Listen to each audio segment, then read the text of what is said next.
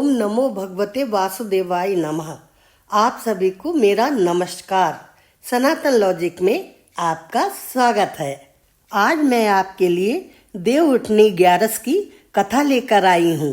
कार्तिक शुक्ल पक्ष की एकादशी को देव उठनी एकादशी अथवा देव उत्थान एकादशी कहा जाता है।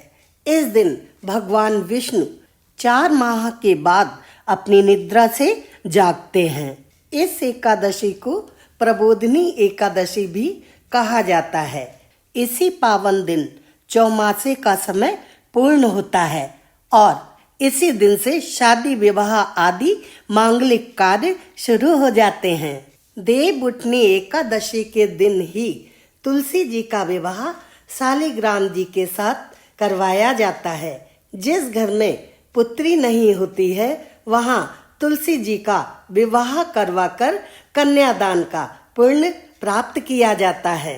आइए अब शुरू करते हैं देव उठनी एकादशी की कथा। प्राचीन काल में एक राजा था। उसके राज्य में प्रजा बहुत सुखी थी। वह राजा हर एकादशी को व्रत रखता था और फलाहार करता था और उसकी प्रजा भी व्रत रखती थी और फलाहार करती थी। यहाँ तक कि बाजार में अन्न की दुकानें भी बंद रहती थीं। एक दिन राजा अपने राज्य का भ्रमण करने के लिए निकला। तब भगवान विष्णु ने सोचा कि क्यों ना आज इस राजा की परीक्षा ली जाए। उन्होंने एक बहुत ही सुंदर स्त्री का मोहिनी रूप बनाया और सड़क के किनारे बैठ गए। राजा की सवारी जब उस मार्ग से निकली तो राजा ने उस सुंदरी से पूछा कि तुम कौन हो और यहाँ पर अकेली कैसे बैठी हो, क्योंकि राजा पहले ही उसके रूप सौंदर्य पर मोहित हो चुका था। तब उस स्त्री ने कहा, हे राजन, मैं अकेली हूँ, बेसहारा हूँ, मेरा कोई भी नहीं है, इसलिए मैं यहाँ पर बैठी हूँ। राजा तो पहले ही उसके रूप पे मोहित हो चुका था। राजा ने कहा, तुम राजमहल में चलो, यहाँ अकेले मत रहो, मैं तुम्हें अपनी रानी बनाकर रखूंगा।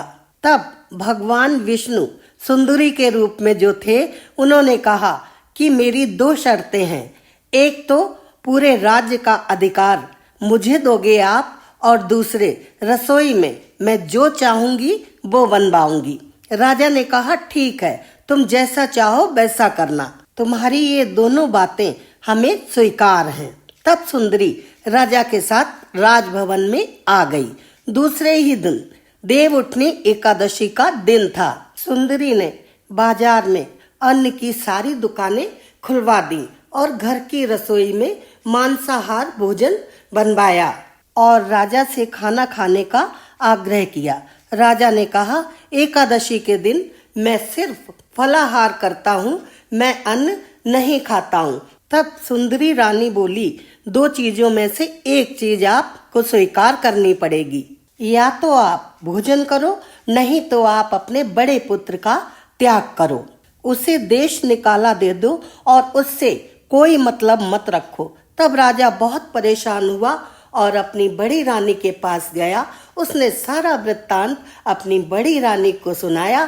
तब रानी ने कहा, आप चिंता मत करो, अभी मेरा पुत्र खेल कर आ रहा होगा, आप उसे देश निकाला दे दो। पुत्र तो हमें वापस मिल जाएगा, लेकिन अगर धर्म क्षय हो गया तो धर्म वापस नहीं मिलेगा। अब शाम को पुत्र जब खेल के आया तो उसने अपनी माँ की आंखों में आंसू देखे। आंसुओं का कारण पूछा। तब माँ ने कहा, आज पिताजी तुम्हें देश निकाला देंगे, क्योंकि उन्हें अपने धर्म की रक्षा करनी है।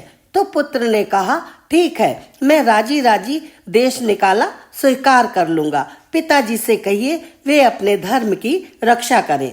राजा ने डोंडी पिटवा दी कि बड़े पुत्र को देश निकाला दिया जाएगा। राजा जैसे ही अपने मुख से बड़े पुत्र के देश निकाला की घोषणा करने वाला था, उसी समय वह सुंदर स्त्री भगवान विष्णु के रूप में प्रकट हुई और उसने कहा, हे राजा, मैं तो तुम्हारी परीक्षा ले रहा था, तुम अपनी परीक्षा में सफल हुए हो। अब तुम जो मांगो मैं तुम्हें वरदान देना चाहता हूँ। तब राजा ने कहा, मैं इस आवागमन के चक्र से मुक्त होना चाहता हूँ। हे प्रभु, मुझे बैकुंठ धाम में अपने साथ ले चलो। तब विष्णु भगवान ने कहा, तथास्तु। तब राजा अपने बड़े पुत्र को पूरा राजभार संभलाकर और भगवान विष्णु के साथ बैकुंठ धाम को चला गया। भगवान विष्णु ने जैसी उस राजा के ऊपर कृपा की, ऐसे ही कथा कहने वाले पर, सुनने वाले पर और हुंकारा देने वाले पर भी करें।